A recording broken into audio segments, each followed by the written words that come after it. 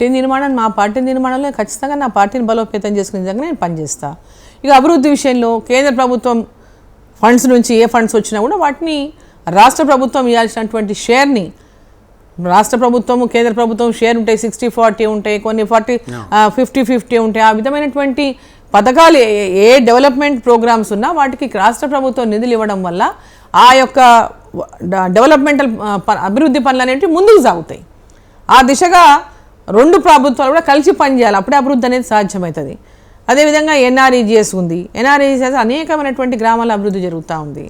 CC రోడ్లే కానివ్వండి, గ్రామాల్లో metal రోడ్లే కానివ్వండి, ఫార్మేషనే కానివ్వండి, అదేవిధంగా గ్రామాల్లో అంగన్వాడీలో బిల్డింగ్లే కానివ్వండి, మహిళా సంఘాల బిల్డింగ్లే కానివ్వండి, ఇలా అనేకమైనటువంటి అంశాలు ఉన్నాయి. ఈరోజు అంగన్వాడీ బిల్డింగ్లే లేవు చాలా గ్రామాల్లో, మహిళా సంఘాలకు బిల్డింగులు లేవు చాలా గ్రామాల్లో, గ్రామ పంచాయతీలకు బిల్డింగులు లేవు చాలా గ్రామాల్లో.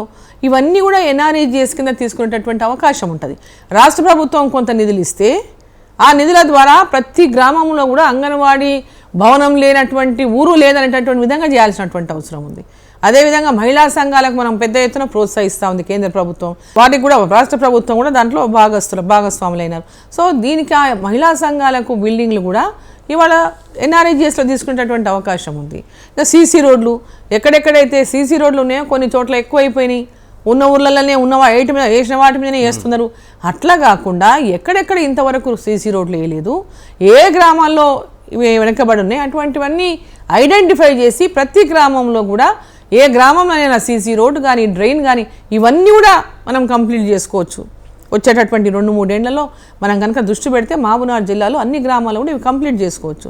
సో దాని నిజంగా అభివృద్ధిలో ఖచ్చితంగా నా పాత్రను నేను పోషిస్తా. ముఖ్యమంత్రి గారు కూడా అదేవిధంగా నారాయణపేటలో ప్రోగ్రాంలో కలిసినప్పుడు చెప్పినాం, అభివృద్ధి విషయంలో ఈ జిల్లా అభివృద్ధి కోసం మీరు పాటుపడండి, దానికి తప్పకుండా అందరం కలిసి అభివృద్ధిలో ముందుకు తీసుకెళ్దాం. ఇక్కడ భేషజాలు ఎవరికి ఉండాల్సినటువంటి అవసరం లేదని చెప్పినాం.